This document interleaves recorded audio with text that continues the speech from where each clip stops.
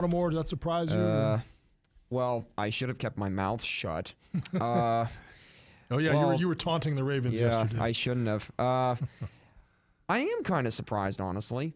But the Ravens, I guess, want to just improve their already good defense. So, see how that goes. Well, it's good news, bad news. Pittsburgh, Cincinnati be weaker, Baltimore stronger. But that's sports. It's time now to talk state government. We have Rappin with the Reps, our monthly feature. Roman Kozak in studio, and Josh Kail texted us earlier saying he's in an appropriations meeting, I believe, or hearing, so he'll be phoning in at some point. Roman. Yes, he's up in Harrisburg right now. He's on the appropriations committee. Okay. So we can chat about that today if you want at all. But that's all about discussing line items in the budget, and there's two committees from each party. One committee, but two sides, obviously two caucuses representative there. Very important. One of the things that came up yesterday, I believe, a state legislator out east talking about trying to floating an idea we would freeze the gasoline tax at the moment with oil prices going higher. Is that something that could get approved? Would it get approved, or what are your thoughts on that? I think we should lower the gasoline tax. Freezing it, yeah. I mean, sure. That's probably something that I'm all for it. If that's going to be the case, if we can. Anything that's in the meantime that we can do to lower costs for people is great. And so if that's something that we're going to work on, then yeah, absolutely. I saw a press release on that, but whether or not that's something that even gets a vote is going to be an interesting thing. So we'll see in the next few weeks whether or not that runs. People talk about the state gas tax. What is it earmarked for? Because people will compare our prices are higher than Ohio, 5 minutes away, but what is it? Is there a specific line item it goes towards? Or? Yeah, I mean, it's supposed to be for transportation. We have a transportation section of the budget that deals with everything, of course, you can imagine, related to transportation, particularly as to roads. Pennsylvania, interestingly enough, is one of they have some of the, how do I put this? They own more roads than most other states. So a lot of other states have their municipalities or counties have more roads in their regions. We in Pennsylvania, over a long period of time, decades past, Pennsylvania purchased a lot of roads from municipalities. So Pennsylvania actually owns a lot more roads, which is they have a significant backlog when it comes to things like paving and fixing, as you can tell when you drive around, right? Potholes everywhere, right? And one of the craziest things, I may have mentioned this before, but one of the craziest things I learned early on, I wanted to sit down with PennDOT, or Regional PennDOT, right when I got into office last year, just because there's so many things related to transportation that we talk about, and I often hear about it from constituents. Everything related to, your car's emissions, to potholes, to road conditions, to turnpike tolls, everything, right? Transportation oriented. So I just wanted to run through a bunch of questions I had for them. I finally got them in front of me. And one of the things I learned is that Pennsylvania roads are on a 70-year paving rotation. Wait, 70? Okay. Not 17, 70, 70. Which means there's certain roads in your lifetime, you're lucky if you get to see it twice. That means it was done when you were little, and then you lived a long time. Now that doesn't mean they can't prioritize, right? That doesn't mean they can't take one and say we got to do this one again, heavily trafficked roads. But that just goes to show you, if they own a road in your community, and it's something that is kind of not as heavily traveled, you might not see that thing actually paved and resurfaced again properly in your lifetime more than once. It's fascinating. That's how many roads they own. So that's a major problem. And they've been trying. They tried to set up a program where let's sell them back to the municipalities. Oh. Well, actually give them back. And one of the ways they would do that is say, hey, we'll go ahead and do a beautiful paved job on this road, but then we give it back to you, and you're responsible for maintenance from here on out. And there's a lot of municipalities that have roads like that, and it's not a good deal for them because some of these roads are huge, long, mile stretches. And for them in small municipalities with a very small budget, for them to try to manage that road with one person or two people in their street department is just not feasible. So it's a mess. It gets confusing here. Even in Brighton Township, there are two main roads, Tuscarawas Road and Dutch Ridge, and the state maintains Tuscarawas.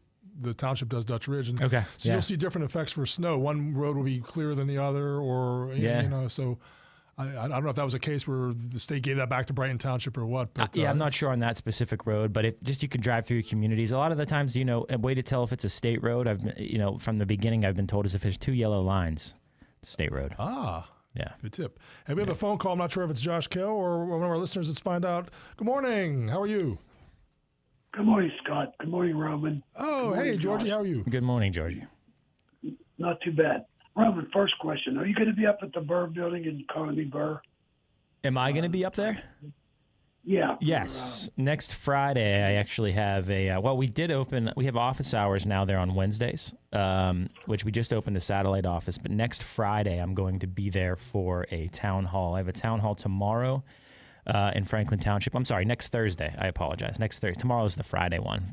Friday at Franklin Township tomorrow morning. And then next Thursday, I'll be at the Economy Borough building for a town hall meeting. And that's going to be at 10 to 11:30. Thursday, March 19th. Georgie, hello? Another question I have. Oh, wait. You need your petition signed, right? You can have it with you? Thanks for asking. So our petitions have already been, that period ended Tuesday. Everything, there's 3 weeks for people to file petitions. Tuesday was the last day to do so. I filed mine up in Harrisburg last week. So we are all finalized with that. It felt like a quick but also long 2.5 weeks to get all the things that we needed. Yes, it does. You're right. Okay, my big concern here right now, do you know a Wayne Fontana? He's a Democrat in Harrisburg. What's the name? Wayne Fontana. Yes, I know the name. Okay, he's a Democrat. Now he wants to implement a tax, a reassessment tax in the whole state of Pennsylvania. Every resident, every business, along with already we've been reassessed in Beaver County through our county and our local taxes. Do you know anything about what this, I hate to say this, but he's a wacko. It's the only thing I can say. He wants to do that to the taxpayers. Do you know anything about this gentleman? No, I don't. Well, I don't know anything about the gentleman. I should say I know the name. That's it. I mean, if he's on the Senate side, it's less interaction, significant less interaction. The bill itself, if that's something he's planning on introducing, I can tell you right now, it's probably dead on arrival in the Senate.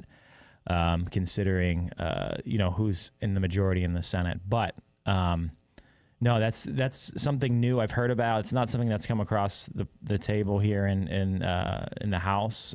We haven't been informed of anything like that. And if it's introduced on the Senate side, it's most likely due to not hearing about that yet is due to that. Okay, well, keep us abreast of this. This guy wants to go ahead and do this. Okay, keep the taxpayers abreast. And maybe we can somehow stop this, along with the help of you. I can't imagine this is a popular thing. I don't know why or what the reasoning is for him wanting to do something like this. So I'd be curious to learn more about it. I'll have to check that out for you.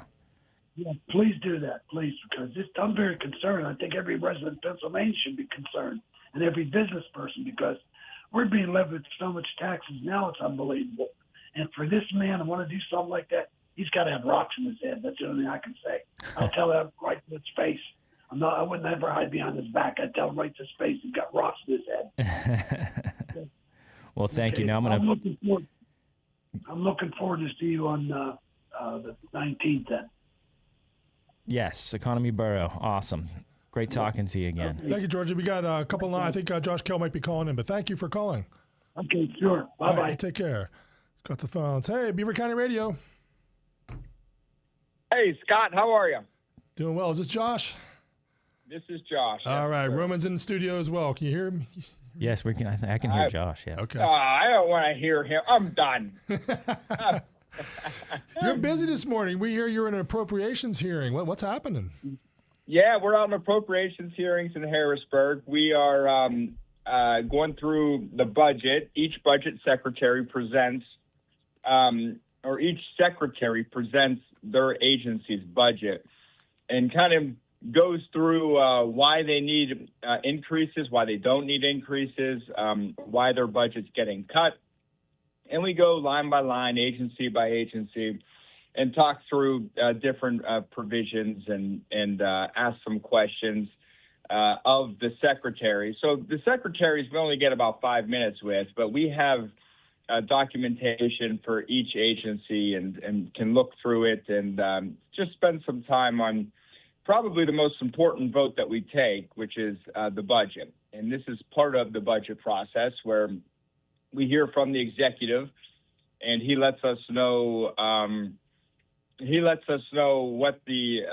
what his wish list is, and then we start the budget process, and we hear and interview the executive secretaries, and then we put a proposal out, and we either vote for it or against it. It's important to note that the governor does not make the budget.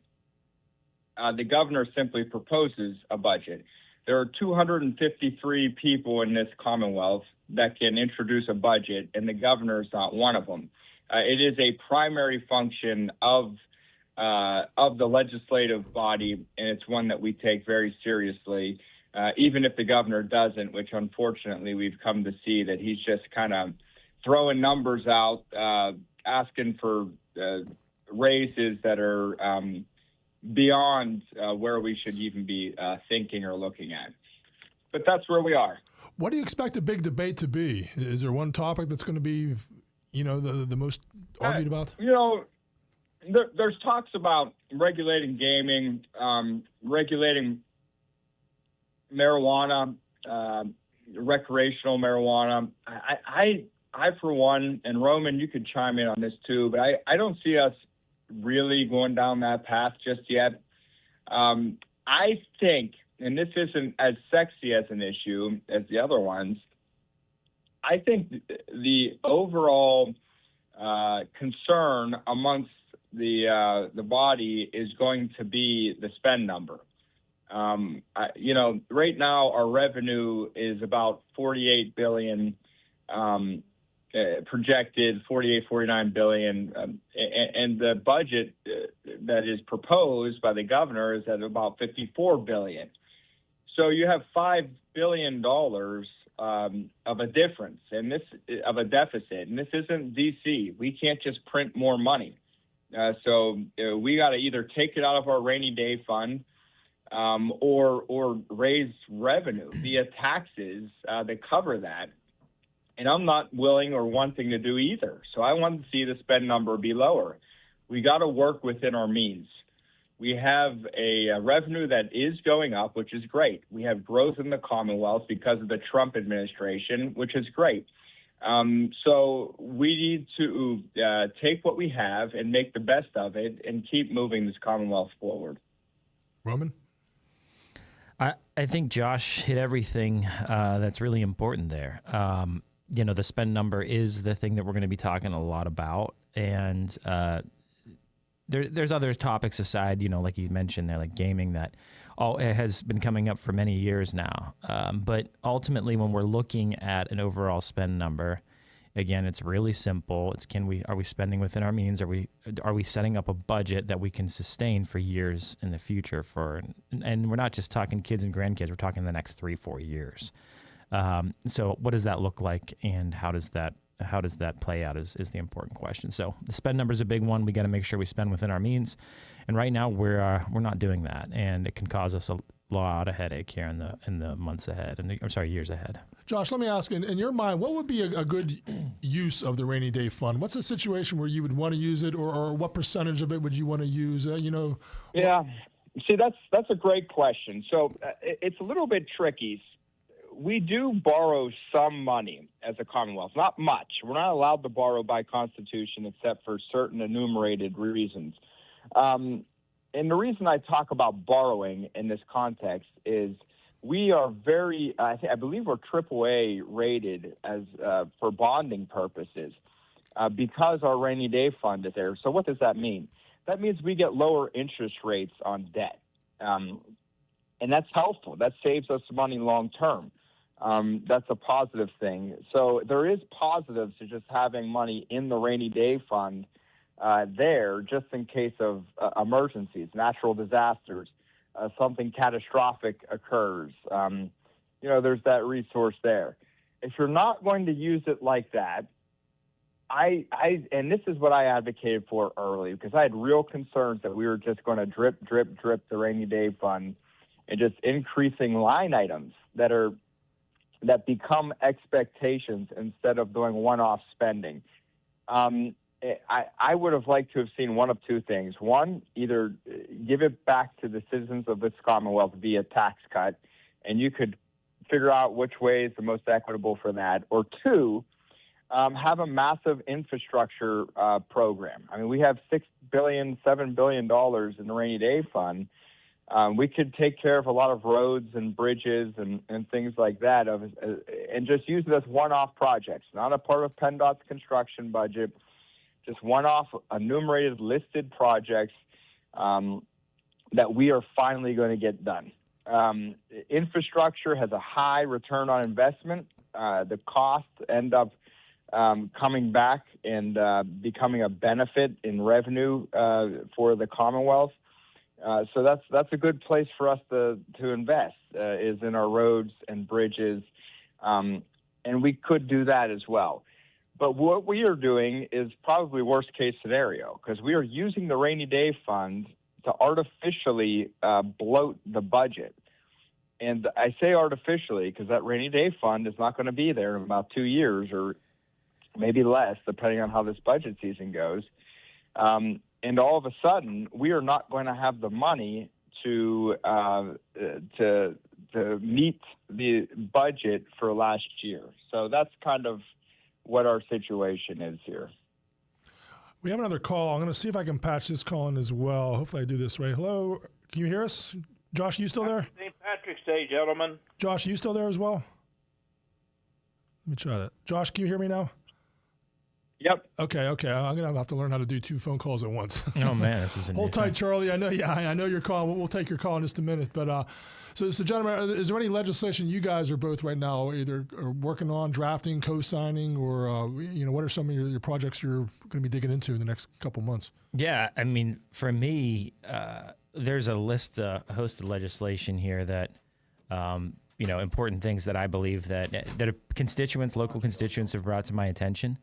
One of the major things that I've been working on for a year is Nicholas's Law. I've talked a little bit about that in regards to statute of limitations, removal of the statute of limitations for individuals in basically long-term care individuals, people who are, incapable of caring for themselves. If there's any abuse that's discovered against those types of individuals, that the statute of limitations would be removed. And I talked a little bit about that before because of a local case that happened. In Pennsylvania, if something's discovered after 2 years, it's not prosecutable here in Pennsylvania. So it's a problem, I think, for people who are nonverbal, people who cannot speak for themselves. So that's one of the bills. I mean, I could go through a list of them. I'll just throw out one more. One of the things crazy is in our this is brought to me by a local magistrate and an issue within the transportation code that in emergency situations, firefighters are actually not given authority to direct traffic. So we as a society, and I think a lot of good people just assume not to just drive past them, but there have been cases where individuals have just driven past the firefighters who are trying to stop or direct traffic. Now, fire police can do it in very specific situations when there's like a burning building, but just firefighters, at a local fire department, maybe just a volunteer who comes out in the middle of the night, the tree falls down, breaks a power line, starts a fire or something like that. They actually are not technically allowed to direct traffic. Now, they'll go out and do it, but what I'm saying is if the firefighter gets hit or if someone goes around them, there's actually nothing in the law that's going to prosecute them on that basis, on following that. They've seen a lot of accidents that I would place my trust in a firefighter.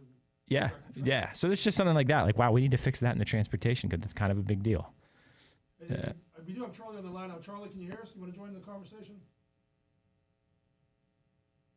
I'm having a hard time hearing you too, Scott. Yeah, Scott, I think your mic suddenly went down. Oh, you know what? My mic died. Hey, Charlie, can you hear us? You're part of the conversation now. There you go. I hear you. Phones and lines. Wall and treetop tall. You have Josh Kail and Roman Kozak, state legislators. Okay, well, happy St. Patrick's Day, gentlemen. You too.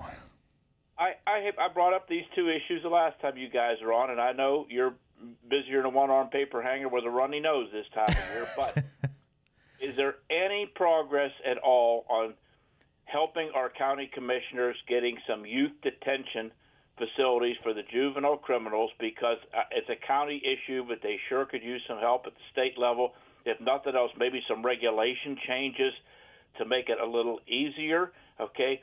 And the other thing is we discussed making the turnpike commissioners, who are answerable to nobody, an elected official. And you gentlemen seem to think that could be a constitutional amendment. And I thought afterwards, when you get out to Harrisburg and put that out there, when they get done laughing at you, you know. But any more thoughts on that? Josh, I don't know if you want to bring, is there anything that was brought up in the appropriations hearings in regards to, I just didn't want to jump in on it. If Josh Are you is there, still, Roman? There you are, Josh. Yeah, Josh. Okay, there I am. I'm sorry. My phone was muted. Oh. Look, as far as working with the county on the juvenile stuff, Chairman Camp and I are meeting, and this is something that we'll certainly talk through. We need to see a little bit of where the county would want how they would want to implicate it, as opposed to just telling them what they should or shouldn't be doing. They are the ones that deal with these issues and manage these issues. So we'll go through that. The Turnpike Commission, being an elected official, I understand the sentiment. I certainly think that it would be a better structure than what we have now, because right now, essentially, the only elected official that could give any type of accountability to the Turnpike would be really the governor, who's the Department of Transportation secretary, ends up being the chair of the Turnpike. But even then, it's an unelected bureaucratic body that is quasi-government, that collects revenue via tolls. I could certainly see an argument for it being an elected official. If you look at the history of public corruption, you look at places like New York City and other places going back in history where there's just these ridiculous cases of public corruption, the most powerful individuals, and the individuals that also were the most dangerous to the public fisc, were those that had revenue sources that weren't overseen by elected officials. Whether it was Robert Moses during New York City from the 1930s, mid-20s until really the 70s, who ran all the tolls and the tunnels and ended up creating an empire in and of himself, or if it was Boss Tweed back in the 1860s, who stole from the city something like $70 million, became one of the richest men in the world via graft, and his positions were bureaucratic within the system. These types of positions are ripe in history for that type of corruption. It's something that should have oversight. So I'm in agreement there. Getting it done, you're right, is going to be something that's very difficult. What it's really going to take is a governor that's willing to step out and say, hey, like, we need to do something with this, and let's see if we can fix this. Well, you know, the one thing, the corruption, and I'm not implicating that money is being stolen or anything like that. It's certainly being mismanaged, because it seems at least once a year there's a story come out where they discover another millions and millions of dollars worth of tolls that weren't collected through these automatic tolling systems not working right, or people finding out ways to beat the system and all this and that. And it's an issue of management, of accuracy and accountability. And I was never implying that they stole the money. It's just my understanding is, partially from listening to you guys, is they use that Turnpike money to finance everything but the Turnpike at times. You know, if it has anything to do with transportation, if Philadelphia needs an upgrade in their mass transit, they look toward the Turnpike Commission. And that's accurate. And let me be clear.